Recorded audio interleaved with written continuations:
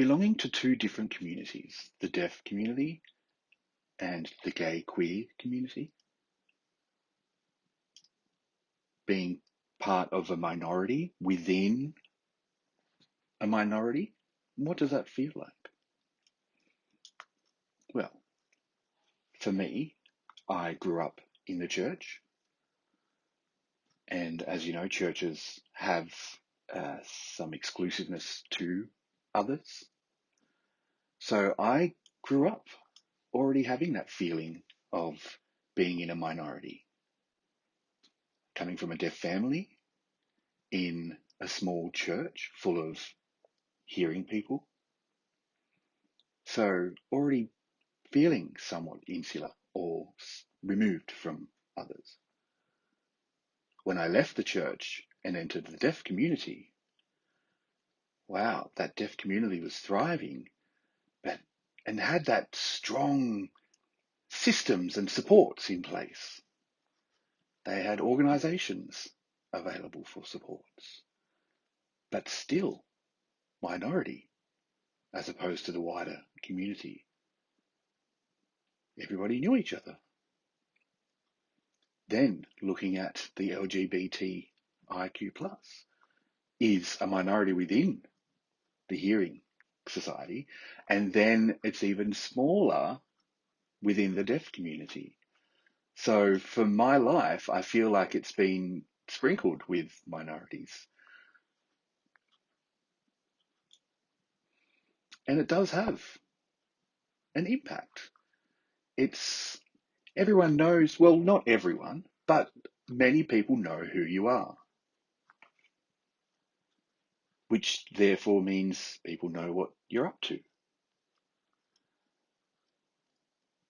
But then at the same time, the deaf community is so rich within its language. The gay community, yeah, the access, and the church, the access, both are problematic. But the deaf community, no barriers.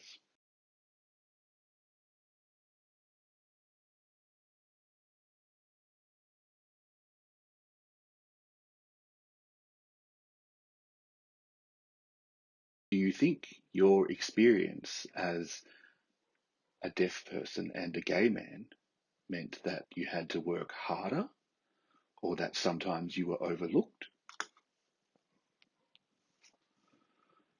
For me, it's yes and no. I I feel that as a deaf person, you already have this innate resilience to the barriers that you have to overcome.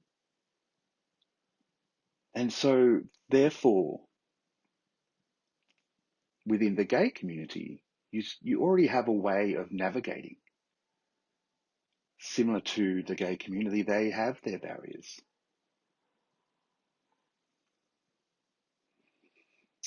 Sometimes it's hard to feel like you belong in the gay community. And that comes back to communication.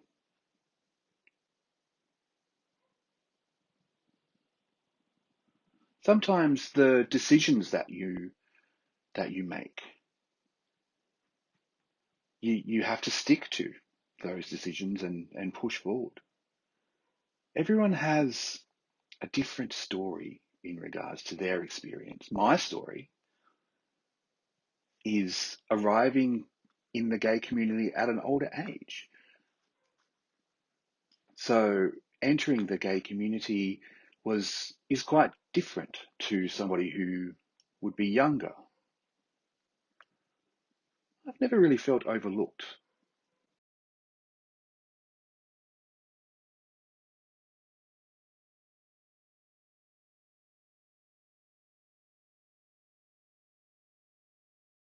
What message do I have for you all? That I want you to know about me, the community, and what it means to be deaf and gay in Australia. When I came out, I was 31.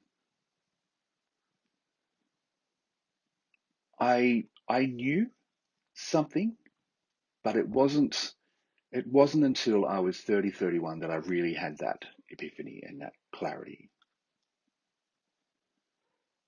Prior to that, going back to the first question, when I left the church, it was a similar feeling, a feeling of not at ease. Something's not sitting right. And I feel I needed to let go of something to feel that sense of contentment.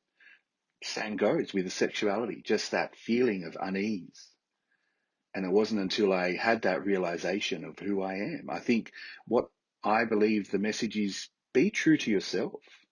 I think in Australia, we're really quite fortunate. We've got marriage equality. We've got acceptance.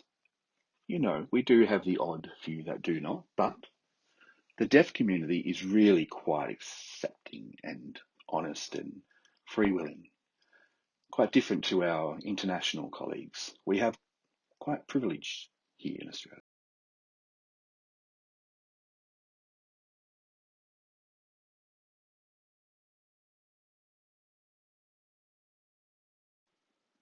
What is your intersectional superpower?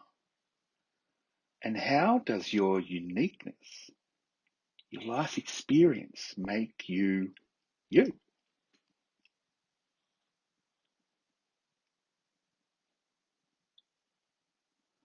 I think for me,